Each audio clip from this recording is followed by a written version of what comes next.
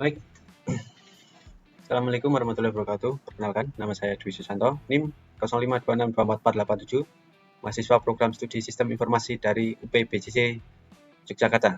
Pada kesempatan kali ini, saya akan mendemonstrasikan dan menjelaskan hasil pengerjaan tugas praktek 3, yaitu pembuatan aplikasi manajemen restoran berbasis objek menggunakan bahasa pemrograman Java. Aplikasi ini telah mengimplementasikan seluruh indikator utama, mulai dari OOP dasar, exception handling, hingga operasi file input-output. Baik, sebelum kita membedah kode programnya secara detail, saya ingin menunjukkan terlebih dahulu bahwa di dalam proyek VS Code ini, saya telah membagi sistem ke dalam 6 buah file Java yang saling terintegrasi. Ada menu item.java, kemudian 3 kelas turunan yaitu makanan.java, minuman.java, dan diskon.java. Ada juga menu dan pesanan.java untuk mengelola penyimpanan data file teks serta file. Ada juga main.java sebagai pusat kendali antarmuka aplikasi restoran kita. Di sini saya menggunakan aplikasi VS Code. Saya akan cepat dalam pembuatan file pada tugas ini.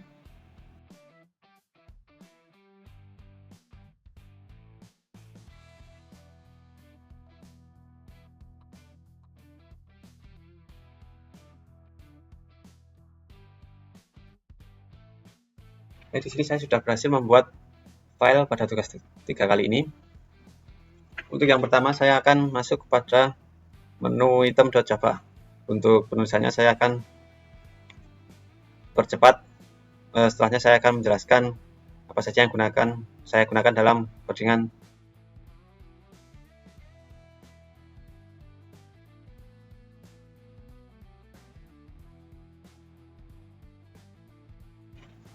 Baik, di sini saya sudah selesai menuliskan codingan pada file menu item.java.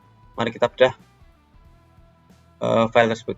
Di sini saya menerapkan konsep abstraksi dengan menambahkan kata kunci abstrak sebelum deklarasi kelas. Sesuai teorinya, kelas abstrak ini bertindak sebagai cetak biru umum yang tidak bisa diinstansiasi menjadi objek secara langsung.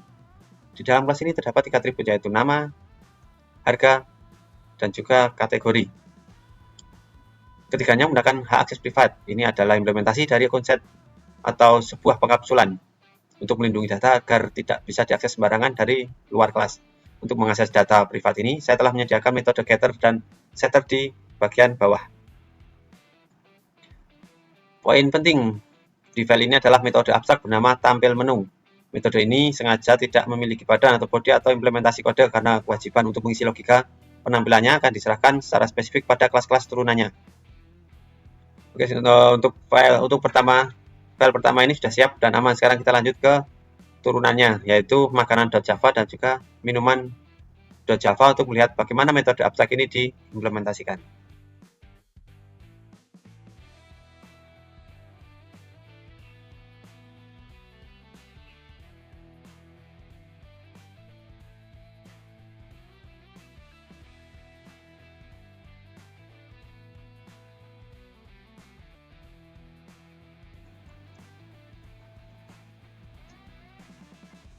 Sudah berhasil membuat codingan untuk menu.java dan juga minuman.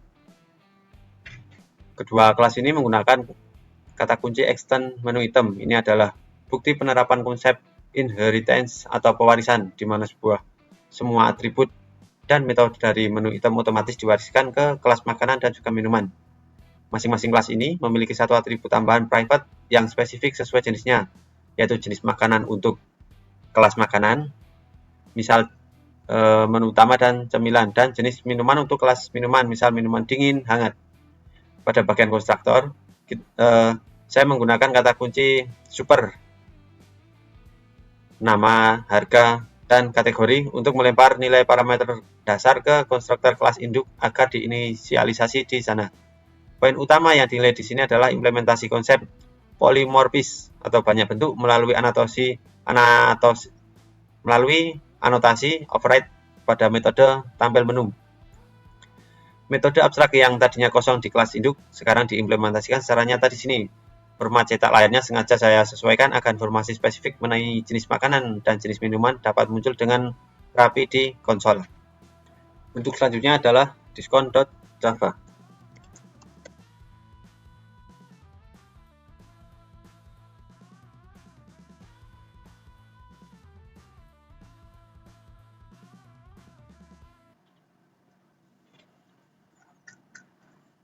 Oke, di sini saya sudah selesai menulis codingan dari file diskon.java.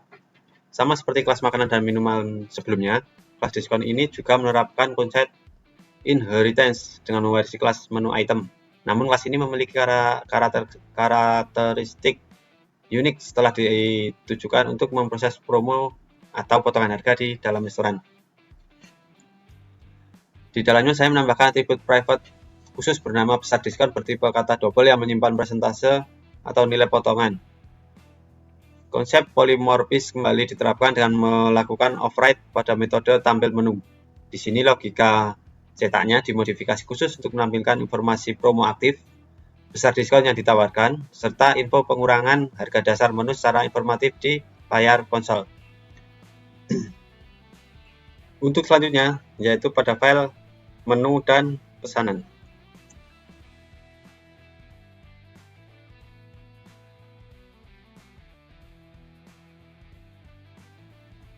Oke, sudah selesai. Sesuai dengan tuntutan indikator dari tugas ini, kedua kelas ini mengimplementasikan komponen ArrayList untuk mengelola data secara dinamis. Pada kelas menu terdapat ArrayList menu item, daftar menu untuk menampung semua jenis makanan, minuman, dan diskon yang tersedia di restoran. Kelas menu ini juga bertanggung jawab penuh atas operasi file input-output. Saya membuat metode simpan menu ke file yang memanfaatkan print writer untuk menuliskan daftar menu ke dalam file teks eksternal. Setelah metode mat menu dari file menggunakan buffer reader untuk membaca kembali isi data dari file teks tersebut, lalu memisahkan berdasarkan tanda titik koma. Kemudian di bawahnya ada kelas pesanan yang memiliki ArrayList tersendiri untuk mencatat menu apa saja yang dibeli oleh pelanggan. Di kelas ini pula logika perhitungan total biaya diletakkan. Program akan mendeteksi apakah item di dalam keranjang merupakan objek makanan atau minuman, ataukah objek diskon. Jika yang dideteksi adalah objek diskon, maka sistem secara otomatis akan memotong akumulasi total biaya tagihan pelanggan. Terakhir, kelas ini dilengkapi fungsi proses dan simpan struk yang akan mencetak struk belanjaan dengan rapi di layar konsol sekaligus menuliskan teks struk tersebut ke dalam file fisik struk.txt secara otomatis. Untuk selanjutnya, yang terakhir yaitu main.java.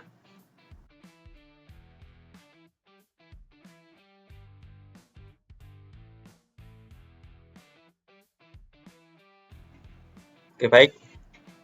Di sini saya sudah berhasil menyelesaikan codingan untuk program ini. Selanjutnya kita akan coba running dan kita akan simulasikan.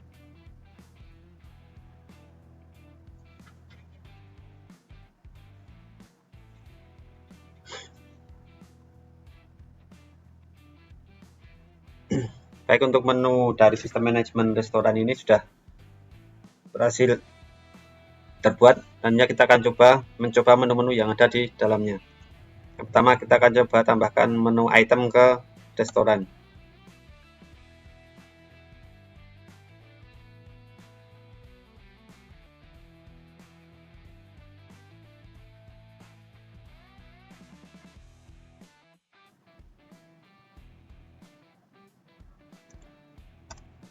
Selanjutnya kita akan coba tambahkan minuman.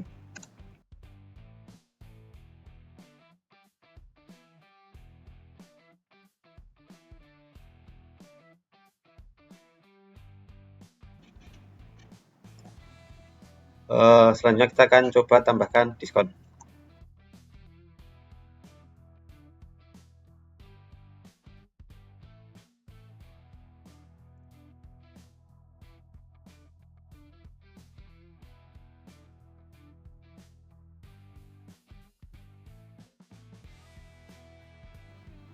Oke, untuk item nomor pertama yaitu untuk tambah item ke menu restoran kita sudah berhasil. Kemudian untuk kita coba item nomor 2 untuk menampilkan.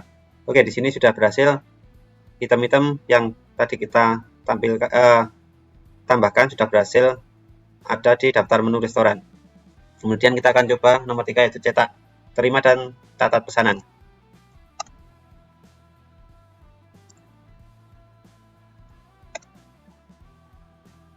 Kemudian kita akan coba tambahkan diskon.